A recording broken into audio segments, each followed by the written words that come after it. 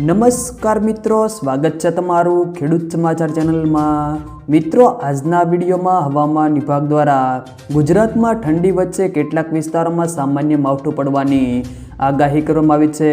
ત્યારે ક્યાં ક્યાં માવઠું પડશે અને કેવું પડશે તે તમામ માહિતી હવામાન વિભાગ દ્વારા આપવામાં આવેલી છે। તો એને લઈને આ વિડીયોમાં તમામ માહિતી વિશે વાત કરીશું, તો વિડીયોને છેલ્લે સુધી જોતા રહેજો। વિડીયોમાં આગળ વધતા પહેલાં જો તમે અમારી ચેનલમાં નવા છો તો નીચે લાલ કલરનું સબસ્ક્રાઇબ બટન આપેલું છે તેને દબાવીને બાજુમાં રહેલા ઘંટી બટનને પણ દબાવી દેજો, જેથી અમારા આવનારા તમામ વિડીયોની માહિતી તમારા સુધી મળતી રહે। તો ચાલો શરૂ કરીએ આજનો આ વિડીયો। રાજ્યમાં છેલ્લા ઘણા સમયથી વાતાવરણમાં એકાએક પલટો આવી રહ્યો છે। હવામાન વિભાગ દ્વારા આગામી 24 કલાકમાં દરિયા કિનારાના વિસ્તારોમાં સામાન્ય વરસાદની શક્યતાઓ વ્યક્ત કરવામાં આવી છે, તેમજ 2 દિવસ વાદળછાયું વાતાવરણ રહેશે। તો ઠંડીમાં પણ 2 થી 4 ડિગ્રીનો વધારો થવાની આગાહી કરવામાં આવી છે, ત્યારે તાપમાન ઘટતા ઠંડીમાં વધારો થશે।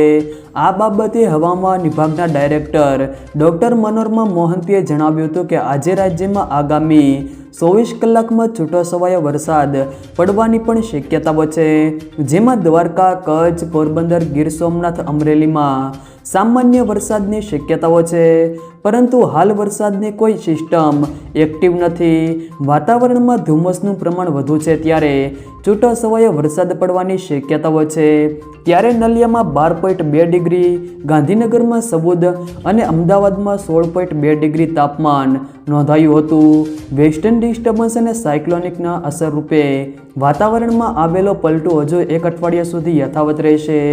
હવામાન વિભાગની આગાહી મુજબ માવઠું થવાની શક્યતાઓ સાવ નહીવત છે, પરંતુ આગામી તારીખ 27 ડિસેમ્બર સુધી ધૂંધળા વાતાવરણની સંભાવના છે।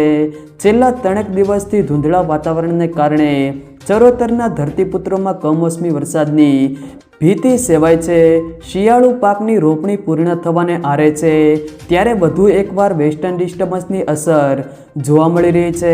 રવિ સિઝનની રોપણી પૂર્વ થવાના આરે છે, ત્યારે આકાશ સ્વચ્છ વાદળ રહિત હોવા જોઈએ।